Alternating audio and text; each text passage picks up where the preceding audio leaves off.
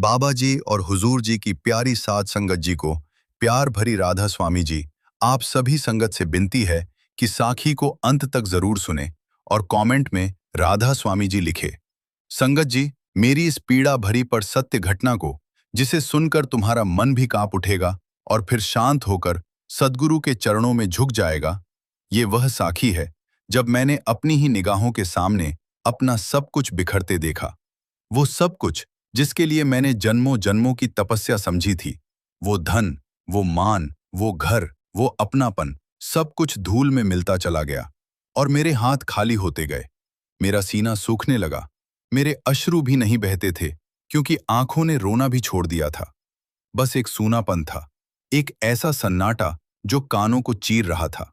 मेरे सिर पर छत थी, लेकिन अब वह छत भी बोझ लगने लगी थी। मेरे आसपास लोग थे, लेकिन हर चेहरा अजनबी बन चुका था। मैं उस मुकाम पर खड़ा था जहां से आगे कोई रास्ता नजर नहीं आता था और पीछे सिर्फ जलती हुई यादों का ढेर पड़ा था। भाई, मुझसे पूछो मत कि मेरा नाम क्या था या मैं किस शहर का रहने वाला था, क्योंकि उस दौर में नाम मिट जाते हैं और शहर ठंडी राख बन जाते हैं। हाँ, मैं तुम्हें अपने दिल की पीड़ा जरूर सुनाऊंगा। जिस प्रकार एक थका हारा बच्चा अपनी माँ की गोद में सिर रखकर रोता है, उसी प्रकार मैं उस रात अपनी कोठरी के उस कोने में बैठा सिसक रहा था, जहां सिर छिपाने के लिए भी अब कुछ नहीं बचा था। क्योंकि मेरा घर तो कर्जदारों ने खाली करा लिया था और मेरी पत्नी ने अपनी मायका जाने के लिए बोरिया बिस्तर बांध लिया था। मेरे बच्चों की आंखों में मेरे प्रति डर और तिरस्कार के सिवा कुछ नहीं था। मैं वही पिता था जिसके आने की आवाज सुनकर बच्चे दौड़कर गले लग जाते थे। मैं वही पति था जिसके हाथ की रेखाएं पत्नी स्नेह से सहलाती थीं। मैं वही घर का मालिक था जिसके आगे मोहल्ले के लोग सिर झुकाते थे। लेकिन देखो प्रभु की लीला, देखो इस माया का चक्र। जिस दिन मेरी जेब खाली हुई, उसी दिन मेरी इज्जत के सारे पर्दे उतर गए और मैं नंगा खड़ा था इस भीड़ भरे जहां में। मैं अकेला था, मैं लाचार था, मैं उस व्यापार का मालिक था जो एक दिन में ताश के पत्तों की तरह ढह गया। मैं वह व्यापारी था जिसके गोदामों में सामान लदता था, जिसके बैंक खातों में रुपए के अंक नाचते थे। लेकिन एक लालच ने, एक झूठे साथी ने, एक झटके में सब कुछ छीन लिया और अदालतों ने मेरे दरवाजे पर ताले लगा दिए। कोई दोस्त नहीं बचा, कोई रिश्तेदार नहीं बचा। मेरे अपने भाई ने साफ शब्दों में कह दिया कि अब तुमसे मिलना हमारी सामाजिक प्रतिष्ठा के खिलाफ है। मैं उस रात स्टेशन के उस बंद प्लेटफॉर्म पर बैठा ठंडी हवा में कांप रहा था और मेरे पास खाने के लिए एक रोटी भी नहीं थी।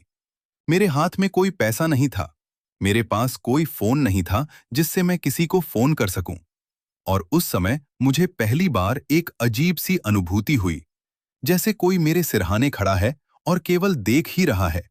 मुझे लगा कि शायद भूख से मेरा दिमाग भ्रमित हो रहा है, लेकिन नहीं, यह तो उस सद्गुरु की दया की पहली किरण थी जिसने अभी तक मुझे छुआ तक नहीं था।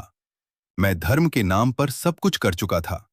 मैं मंदिरों में घंटे बजा चुका था, मैं पूजा में फूल चढ़ा चुका था, मैं गंगा में डुबकी लगा चुका था, मैंने तीर्थ यात्राएं कर डाली थीं। मैं घर पर हवन करवाता था और पंडितों को दक्षिणा देता था। मैंने व्रत रखे थे, मैंने दान किए थे, मैंने जप कर लिया था। लेकिन इन सब ने मुझे उस दुख की रात में एक रोटी तक नहीं दी। इन सब ने मेरे बच्चों का पेट नहीं भरा। इन सब ने मेरे दिल का दर्द नहीं उतारा। और उस रात जब मैंने अपने हाथ देखे तो वे खाली थे, बिल्कुल खाली। उन हाथों ने अनाज के ढेर को छुआ था, उन हाथों ने नोटों की गड्डियां गिनी थीं, उन हाथों ने मेरे बच्चों के माथे को सहलाया था। लेकिन अब वे सिर्फ कांप रहे थे, बस कांप रहे थे। और उसी अंधेरे में एक अदृश्य आवाज गूंजी। कोई बाहरी आवाज नहीं, बल्कि मेरे भीतर से उठी एक सिसकी जो बन गई प्रार्थना। मैंने कहा, हे प्रभु, मैंने तुझे हर मंदिर में ढूंढा, हर मूर्ति में ढूंढा, हर नदी में ढूंढा, लेकिन आज मैं तुझे अपने खाली हाथों में ढूंढता हूं, अपने इस दूबले शरीर में ढूंढता हूं, अपने इस टूटे दिल में ढूंढता हूं। क्या तू यहां भी है? क्या तू मुझे यहां भी मिलेगा? और उसी क्षण मेरी आंखें खुली नहीं, बल्कि बंद हुईं और मैंने पहली बार अपने अंदर झांका।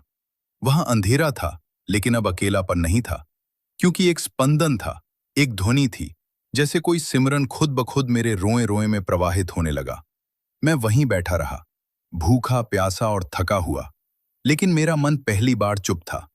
वही मन जो दिन रात चिल्लाता था, वही मन जो लालच में डूबा था, वही मन जो सब कुछ चाहता था, अब खाली बैठा था।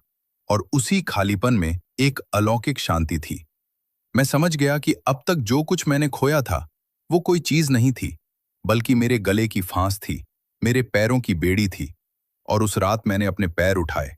कहाँ जाना है मुझे नहीं पता था, लेकिन चलना था। मैं उठा और धीरे धीरे उस सड़क पर चल पड़ा जहां से सारा शहर सोया हुआ दिखता था। मुझे किसी की जरूरत नहीं थी, मुझे किसी ठिकाने की जरूरत नहीं थी।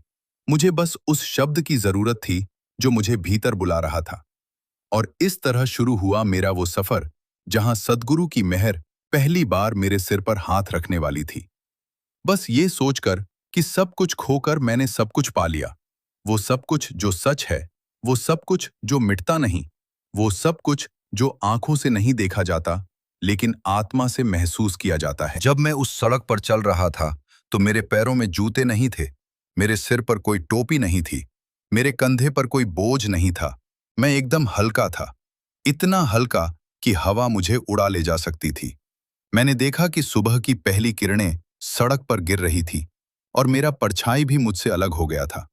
ऐसा लगा जैसे पूरा ब्रह्मांड मुझे कह रहा हो कि अब तू अपने वास्तविक स्वरूप में आ, अब तू अपनी असली यात्रा पर निकल, बिना किसी नक्शे के, बिना किसी मंजिल के, बस एक भीतरी पुकार के सहारे। मैं उन गलियों से गुजरा जहां पहले मेरी गाड़ी के आगे लोग रास्ता छोड़ते थे।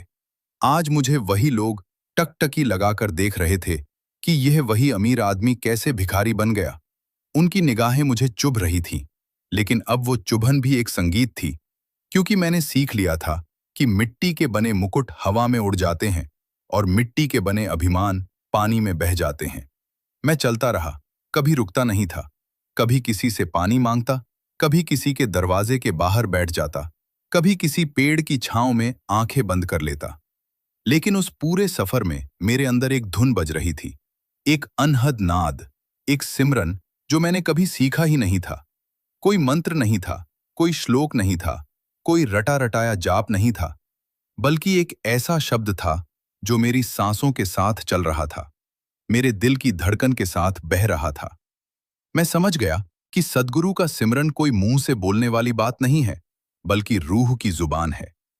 मैं कई दिनों तक इसी तरह चलता रहा। कभी सड़क के किनारे फेंके हुए फल खाकर पेट भरता, कभी नदी का पानी पीकर प्यास बुझाता, कभी किसी खेत में सो जाता। और एक दिन पहाड़ी इलाके में एक झरने के पास में बैठा था।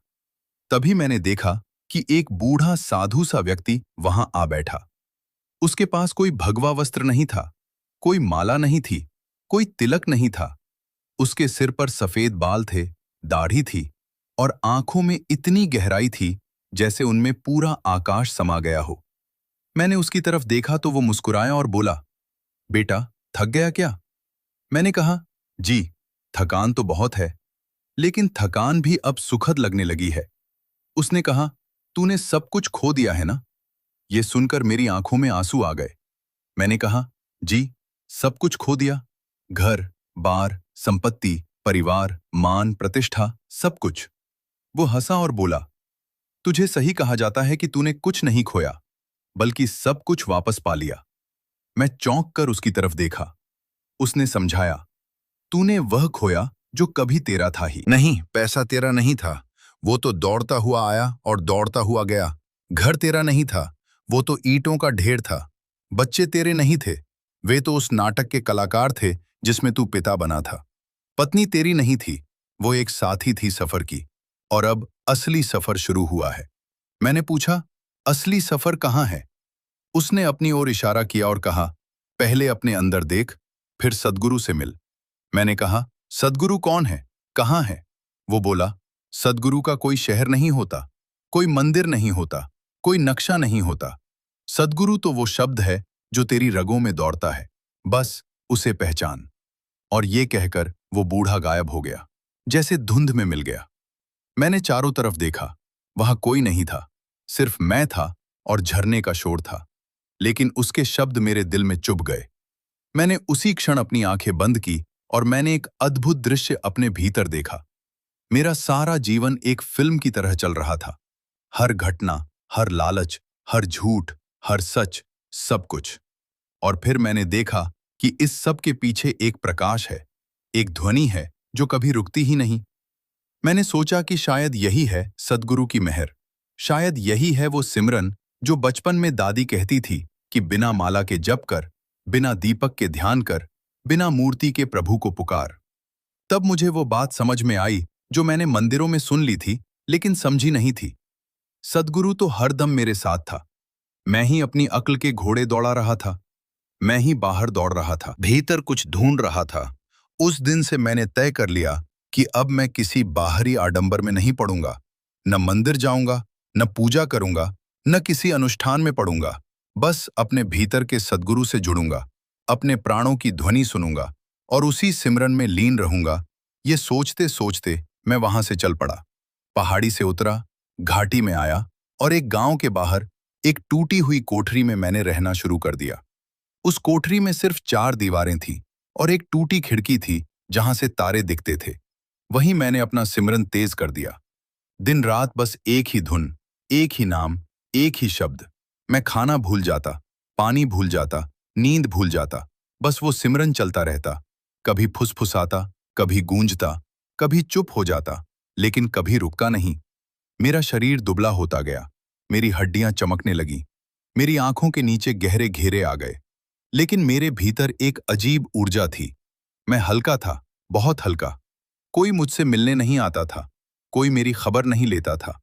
मैं पूरी तरह अकेला था। लेकिन जब सद्गुरु का सिमरन हो तो अकेलापन नहीं रहता, क्योंकि सद्गुरु तो रोम रोम में बसा है। बस उसे पुकारने की देर है। और मैंने पुकारा, बिना किसी जप माले के, बिना किसी नियम के, बिना किसी धार्मिक विधि के, सिर्फ अपनी सांसों के सहारे, अपने दिल की धड़कन के सहारे। और एक दिन मुझे वो सब कुछ मिला जो मैंने खोया था। लेकिन इस बार नोटों के रूप में नहीं, इस बार कोठियों के रूप में नहीं, बल्कि उस शांति के रूप में जो सारे संसार के सुखों से बड़ी है। उस ज्ञान के रूप में जो सब भ्रमों को चीर देता है। उस प्रेम के रूप में जो बंधनों को तोड़ देता है। जब मैं उस कोठरी में अपने सिमरन में इतना समा गया कि मुझे पता ही नहीं चलता था कि कौन सा दिन है और कौन सी रात। उसी दौरान एक घटना घटी जिसने मेरा पूरा नजरिया बदल दिया। एक रात जब बादल गरज रहे थे और बिजली कड़क रही थी, मैं अपने ही सिमरन में बैठा था। तब अचानक मेरी कोठरी का दरवाजा खुला और एक अद्भुत प्रकाश भीतर आया। वो प्रकाश बल्ब का नहीं था, सूरज का नहीं था, बल्कि एक चांदनी थी जो बिना चांद के फैल रही थी। उसी प्रकाश में एक छाया आगे बढ़ी और मेरे सामने बैठ गई। मैंने पलकें झपकाईं तो देखा, वही बूढ़ा साधु मेरे सामने था। लेकिन इस बार उसके शरीर से कोई उम्र झलक नहीं रही थी, बल्कि एक नूर था, एक चमक थी। उसने मेरा हाथ पकड़ा और कहा, बेटा, मैं तेरा सद्गुरु हूं। मैंने नहीं पहचाना तुझे पहले दिन, क्योंकि तू अभी तैयार नहीं था। आज तू तैयार है। मेरा सिर झुक गया, मेरे नेत्रों से अश्रुधारा बहने लगी। मैंने अपना माथा उसके चरणों पर रख दिया। उसने मेरे सिर पर हाथ रखा और कहा, उठ बेटा, तूने मुझे सब कुछ खोकर पाया है। जो लोग कभी नहीं खोते वे कभी नहीं पाते, यही सत्य है। अब जान कि सद्गुरु बाहर नहीं है, सद्गुरु तेरे अंदर है। मैं तो सिर्फ आईना हूं जिसमें तू अपनी सूरत देख सके। मैंने कहा, गुरुदेव, मैं बहुत दुखी था, बहुत टूटा हुआ था। उसने कहा, टूटना ही तो पहला कदम है। मिट्टी का बर्तन तभी बनता है जब मिट्टी अच्छे से गूंथी जाती है। टूटना तेरी कमजोरी नहीं, बल्कि तेरी खूबी है कि तू सब कुछ त्याग कर मेरे पास आया। बिना किसी शर्त के, बिना किसी लेन देन के तूने मुझे पहचाना है। अब मैं तुझे अपनी मेहर दिखाऊंगा। फिर उसने कहा, बेटा, अब तू मेरे साथ चल। मैं तुझे सिमरन का असली सूत्र समझाता हूं। वह सिमरन जो मंदिरों में नहीं होता, जो मालाओं से नहीं चलता, जो शास्त्रों में नहीं लिखा। हम उसी कोठरी में बैठे रहे। बारिश बाहर हो रही थी, लेकिन अंदर एक अलौकिक शांति थी। सद्गुरु ने कहा, तेरी जेब खाली हो गई, तेरा खानदान तुझसे मुंह फेर गया, तेरे दोस्त भाग गए। ये सब दिखावा था। असली धन तो वो है जो चोर नहीं चुरा सकता, सरकार नहीं छीन सकती, मौत नहीं हड़प सकती। वो धन है तेरा सिमरन, तेरा शब्द से जुड़ाव, तेरी सुरत की उड़ान। मैंने पूछा कि सद्गुरु, ये सिमरन कैसे करूं? उसने मेरी आंखों में देखा और कहा, बंद आंखों से देख, बंद कानों से सुन, अपने अंदर की उस ध्वनि को पहचान जो सबसे गहरी है। मैंने अपनी आंखें बंद की और उसके कहे अनुसार अपनी सांसों की आवाज भीतर की ओर मोड़ी, और पहली बार मुझे अपने भीतर एक शब्द सुनाई दिया। वो शब्द किसी भाषा का नहीं था, किसी उच्चारण का नहीं था, बल्कि एक आकार था, एक ओंकार था, एक अनहद नाद था। सद्गुरु ने कहा, यही है सच्चा भजन, यही है सच्चा सिमरन। इसे पकड़ और इसमें लीन हो जा। जब तू इस ध्वनि में समा जाएगा तो तेरे सारे दुख मिट जाएंगे, तेरे सारे प्रश्न खत्म हो जाएंगे। तू ही परमात्मा है और परमात्मा ही तू है। ये सुनते ही मुझ पर एक गहरा रोमांच छा गया। मैंने कभी नहीं सोचा था कि भगवान को यूं भी पाया जा सकता है, बिना किसी पूजा के, बिना किसी तीर्थ के, बस अपने भीतर झांक कर। मैं उसी समाधि में बैठ गया और घंटों बीतते गए। मुझे पता नहीं चला। जब आंख खुली तो सद्गुरु वहां से जा चुके थे, लेकिन उनकी दी हुई ध्वनि मेरे अंदर बस गई थी। मैं अब वही करता। दिन रात मैं सिर्फ अपने अंदर की उस झनकार को सुनता, बस सुनता। कभी कभी मेरा पेट भूख से दहाड़ मारता, लेकिन मैं उसे अनसुना कर देता, क्योंकि वह शब्द अन्न से भी बड़ा भोजन था। मेरा चेहरा दमकने लगा, मेरी आंखें चमकने लगीं, मेरी सूखी हुई त्वचा भीतर से रोशन हो गई। वही लोग जो मुझे देखकर मुंह फेर लेते थे, वही मोहल्ले वाले जिन्होंने मेरी बेइज्जती की थी, एक दिन उस गांव के बाजार से गुजरते हुए मुझे देखकर पुकारने लगे, अरे ये तो वही दीवाना है, लेकिन इसके चेहरे पर क्या चमक है। उनमें से एक बूढ़ी स्त्री मेरे पास आई और बोली, बेटा तूने कोई तप किया है क्या? कोई मंत्र सीखा है क्या? मैंने कहा, माँ, मैंने कोई मंत्र नहीं सीखा, कोई माला नहीं फेरी, कोई मंदिर नहीं गया, सिर्फ अपने अंदर के सद्गुरु के शब्द को सुना। और वो शब्द मुझे ऐसा लगा जैसे कोई सागर मेरे भीतर उमड़ रहा हो। उस बूढ़ी स्त्री ने कहा, हे भगवान, ये क्या कह रहा है? हम तो जिंदगी भर मंदिर चक्कर लगा रहे हैं, घंटे बजा रहे हैं, थाली सजा रहे हैं, लेकिन हमें कुछ नहीं मिला, और तूने बिना कुछ किए शांति पा ली। मैंने कहा, इसलिए माँ, क्योंकि सद्गुरु बाहर नहीं है। सद्गुरु को बाहर ढूंढने से वो नहीं मिलता। उसकी तो पहचान पहले अपने अंदर करनी पड़ती है। और जब तुम अपने अंदर उस ध्वनि को सुनोगे तो सारी मंदिरों की घंटियां बेमानी लगेंगी। बस एक बात याद रखना, भजन तो कोई बाहरी क्रिया नहीं है। भजन तो हर सांस में बसा है, हर रोम में समाया है। बस उसे सुनने का संगीत चाहिए। वह संगीत सद्गुरु देता है, और उसी संगीत में सुरत को शब्द से मिला दो तो सब मिट जाता है। सारा दुख, सारी गरीबी, सारा अहंकार, सब कुछ। मेरे पास अब कोई घर नहीं था, कोई परिवार नहीं था, लेकिन मेरे पास वो शब्द था जो मुझे बताता था कि मैं कभी अकेला नहीं हूं। मैं उसी कोठरी में रहता था, उसी सिमरन में डूबा रहता था, और जैसे जैसे मेरी सुरत उस शब्द में गहरी उतरती जाती थी, मुझे अपने पिछले जन्मों की झलकियां मिलने लगती थीं। मुझे दिखने लगता था कि कैसे कई बार मैं अमीर हुआ, कई बार गरीब, कई बार राजा, कई बार भिखारी, लेकिन एक जीवन में भी सच्चे सद्गुरु के दरबार में नहीं गया, सच्चा सिमरन नहीं किया। ये सब देखकर मुझे और भी तीव्रता से सिमरन करने की लगन हुई। एक दिन जब मैं आधी रात को अपनी धुन में मग्न था, तो अचानक कोठरी के दरवाजे पर किसी ने जोर से ठोंक दी। मैं चौंक कर उठा, बाहर आया तो देखा कुछ लोग खड़े थे। पुलिस वाले नहीं, बल्कि वही लोग जो मेरे पुराने दुश्मन थे। वही साथी जिसने मेरा व्यापार लूटा था। उसने मुझे पहचान लिया और बोला, अरे ये तो वह निकम्मा है जो सब कुछ हार गया। अब देखो ये कैसे कोठरी में बैठा तप कर रहा है। उसने मेरा मजाक उड़ाया, मेरे ऊपर थूका, मेरे सिर पर हाथ रखकर हंसा। लेकिन मैं शांत था। मुझे कोई गुस्सा नहीं आया, क्योंकि सद्गुरु का सिमरन मेरे हृदय में इतना तेज था कि बाहरी अपमान नाचीज लग रहे थे। उसने मेरा गला पकड़ा, मेरे माथे पर मुक्का मारा, मुझे धक्का दिया, लेकिन मेरे चेहरे से वही शांति नहीं गई। एक बूढ़े आदमी ने कहा, ये तो साधु हो गया है, इसे मारने से कुछ नहीं होगा। उन लोगों ने मुझे छोड़ दिया और चले गए। लेकिन उनके जाने के बाद मैं धरती पर गिर पड़ा। मेरी नाक से खून बह रहा था, मेरे शरीर पर चोट के निशान थे, लेकिन मेरा मन बिल्कुल स्थिर था। मैंने सोचा यह परीक्षा है। यह सद्गुरु की मेहर है कि मुझे दिखा रहे हैं कि मेरा धैर्य कितना है। मैं घिसटता हुआ कोठरी के अंदर गया, अपने तकिए पर लेट गया और अपनी आंखें बंद कर लीं। तुरंत ही सद्गुरु मुझे दिखे। वह द्वार पर खड़े मुस्कुरा रहे थे। उन्होंने कहा, बेटा, दुख तो आएंगे, परीक्षाएं आएंगी। यही तो वह अनमोल अवसर है जब तू अपने सिमरन की ताकत को पहचानेगा।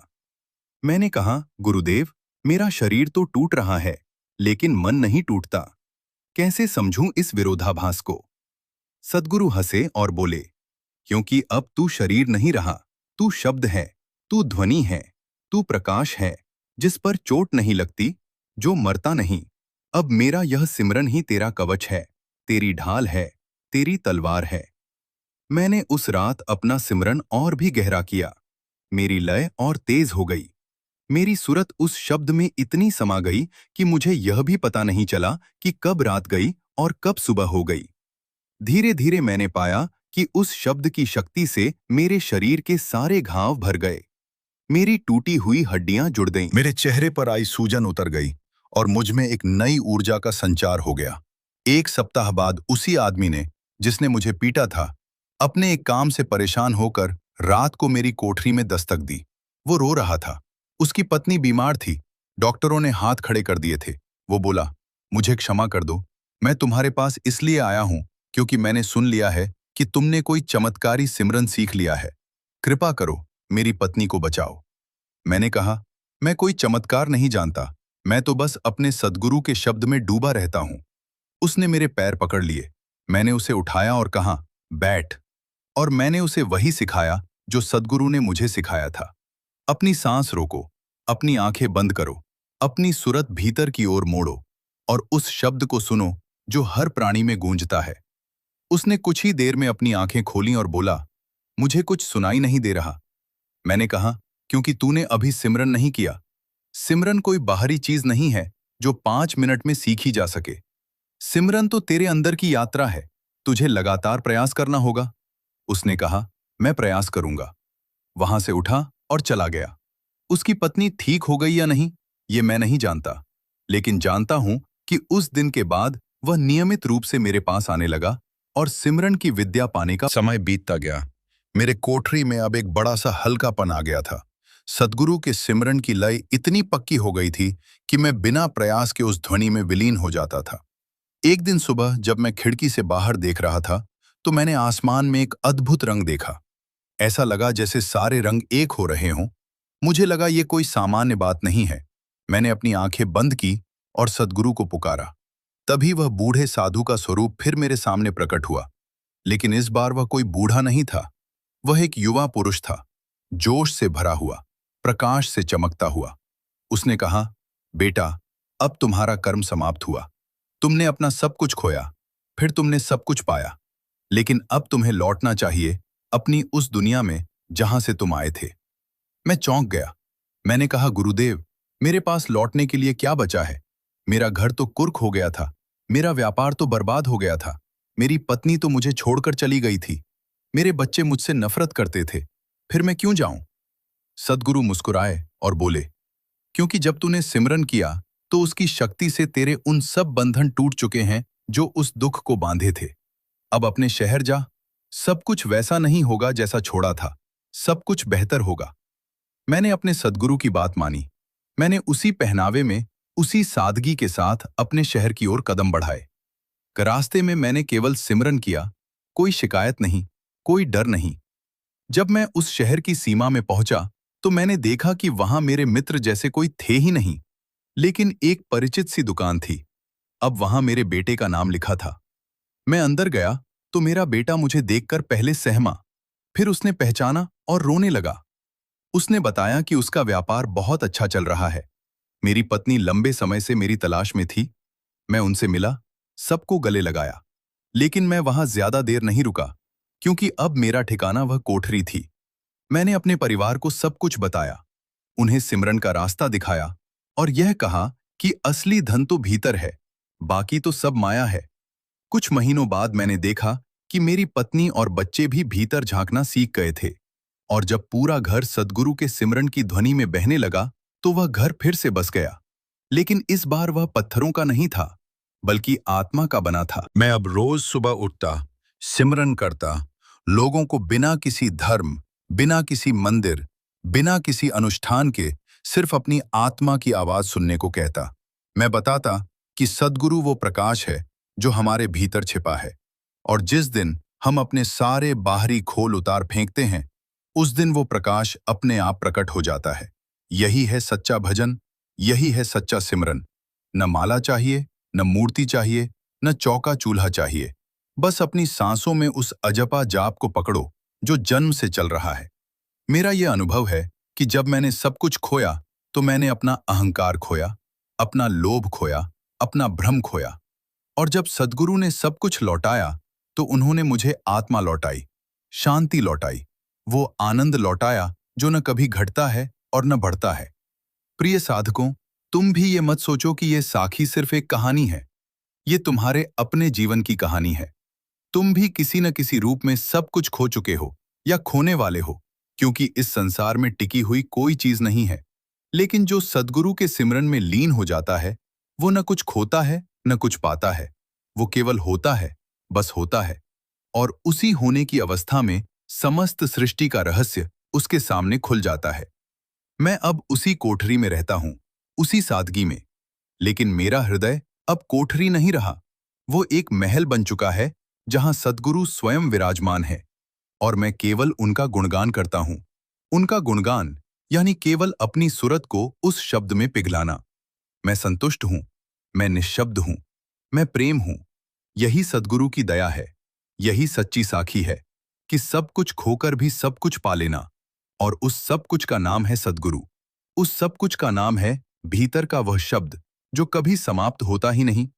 बस सिमरन करो, बस सिमरन करो, और सिमरन ही तुम्हारी रक्षा करेगा, तुम्हारा मार्गदर्शन करेगा, तुम्हारा उद्धार करेगा। क्योंकि सच्चा सद्गुरु कोई शरीर नहीं है, कोई मूर्ति नहीं है, कोई चित्र नहीं है। वो तो अनहद नाद है, वो तो राम नाम है, वो तो प्रणव है, वो तो वह शक्ति है जो इस पूरे ब्रह्मांड को धारण किए हुए है। और जब तुम उस शक्ति से जुड़ जाते हो, तो तुम स्वयं उसी शक्ति के अंश बन जाते हो। तब कौन अमीर, कौन गरीब, कौन सुखी, कौन दुखी, सब ब्रह्म में लीन। और यही मेरी अंतिम वाणी है, यही मेरा अंतिम सत्य है कि सद्गुरु की कृपा से जो मरा वही जिया, और जो सब कुछ खो गया उसी ने सब कुछ पाया। संगत जी, अगर आपको साखी अच्छी लगी तो लाइक करें और कमेंट बॉक्स में राधा स्वामी जी लिखे। अपने दोस्तों और सत्संगी भाइयों को जरूर शेयर करें। राधा स्वामी जी।